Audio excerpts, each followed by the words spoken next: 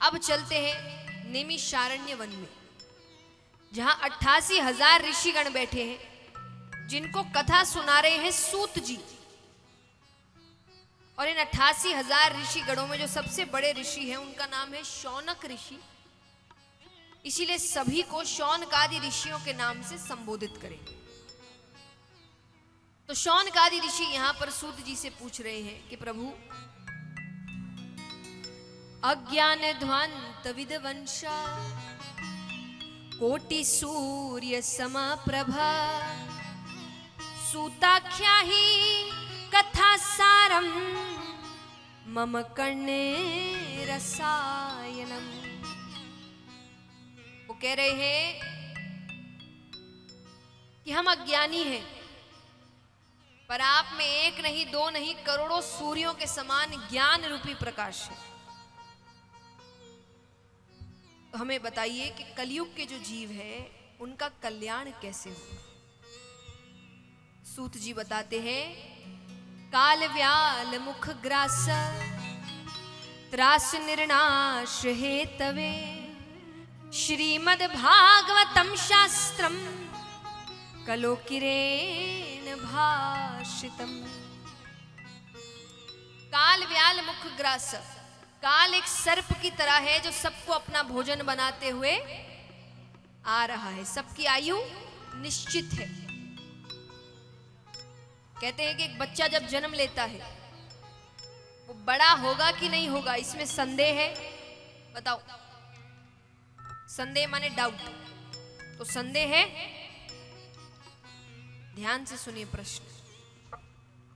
एक बच्चा है, जन्म लेता है, अब वो बड़ा होगा कि नहीं होगा, इसमें संदेह है? नहीं है। आपको उसकी उम्र पता है? क्या पता उसकी उम्र ज्यादा नहीं हुई तो? उसकी उम्र, बच्चे की उम्र नहीं हुई ज्यादा, बड़ा नहीं हुआ, कुछ समय बाद ही बुलावा आ गया, उम्र तो किसी की पता नहीं ना, तो संदेह है। वो पढ़ाई करेगा कि नहीं करेगा, इसमें संदेह है? जोर से कहिए, है। उसकी शादी होगी कि नहीं होगी, इसमें संदेह है? उसके बच्चे होंगे कि नहीं होंगे, इसमें संदेह है? वो मरेगा कि नहीं मरेगा, इसमें संदेह है? इसमें कोई संदेह नहीं। जिसने जन्म लिया है वो मरेगा। तो मृत्यु सबकी तय है। व्यक्ति इसी को भूल जाता है, इसी से भागता है। और जबकि दुनिया के सबसे बड़ी सच्चाई यही है। एक बार एक सेठ जी थे, उनके गांव में कोई संत आए, वो उनके पास जाते हैं। संत ने कहा, बताओ क्या परेशानी है? बोले, परेशानी एक तो एकाग्रता नहीं है, भगवान में मन नहीं लगता। ये अधिकतरों की दिक्कत ये है, भगवान में मन नहीं लगता। वो कहे एकाग्रता नहीं है, भगवान में मन लगता नहीं लगता छोड़िए, रिश्तों में नहीं लगता, हर किसी से झगड़ा होता रहता है, कभी इससे लड़ाई कभी उससे लड़ाई। और मैं खुद परेशान हूं अपनी इस हालत से। आपकी एकाग्रता का राज क्या है? आप भगवान में कब से लगे हैं, और मैं इतनी देर से देख रहा हूं, इतने लोग आ रहे हैं, पर आपकी सरलता खत्म नहीं हो रही। मैंने तो अभी तक कितनों से लड़ लिया होता। आपकी एकाग्रता का राज क्या है? संत समझ गए, इसने यही प्रश्न बहुतों से किया होगा, सबने अपने अपने उत्तर दिए होंगे। कुछ दिन तो उस उत्तर को अपने ऊपर लागू करता और फिर भूल जाता। तो ऐसे तो ये समझने वाला नहीं है, इसको प्रैक्टिकल तरीके से समझाना पड़ेगा, कुछ कहने की बजाय कुछ करके दिखाना पड़ेगा। तो उन्होंने कहा, हाथ दिखाओ, मैं भविष्य देख सकता हूं। उसने हाथ दिखाया। अब संत कहे, तुम भविष्य की बात कर रहे हो, इसमें मन नहीं लगता, उसमें नहीं लगता, 10 दिन में तुम्हारी मृत्यु है। वो कहे, क्या? बोले, हाँ, 10 दिन में मृत्यु है, अब देख लो तुमको क्या करना है। अब वो चला गया। 10 दिन हो गए, 11, 12, 13, 14, 15 दिन हो गए। 15 दिनों से तो 16वें दिन वापस आया। अब वो आके संत से कहे, आपने कहा था 10 दिन में मेरी मृत्यु है, 15 दिन हो गए मुझे कुछ नहीं हुआ, ऐसा मजाक कौन करता है? संत कहे, आपने 10 दिन में क्या किया बताइए? बोले, मैं तो ऐसा भगवान में लगा हूं, अब तो मेरा सारा समय भगवान में जाता है, पूजा पाठ में जाता है, जिन जिन से झगड़ा किया सबसे माफी मांग ली। बोले, क्यों? यही तो दिक्कत हो रही थी तुम्हें। बोले, अब मरने वाला हूं, क्यों दुश्मनी लेकर जाऊं? तो जिस जिस से झगड़ा हुआ सबसे माफी मांग ली, आधे से ज्यादा जायदाद दान कर दी। पर संत कहे, तुम यही तो नहीं कर पा रहे थे, अचानक कैसे कर दिया सब कुछ? और बोले, जिसकी मृत्यु सामने खड़ी हो वो कैसे ना करे? संत कहे, मेरी एकाग्रता का यही राज है, मैं अपनी मृत्यु याद रखता हूं।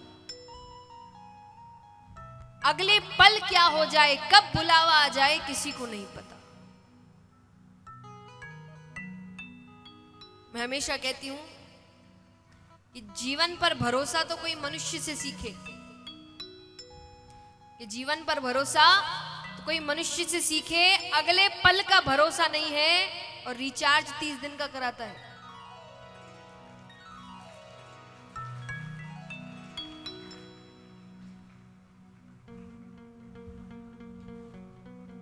भरोसा ही है ना, उसको लग रहा है 1 महीना तो चल जिंदा रहूंगा मैं,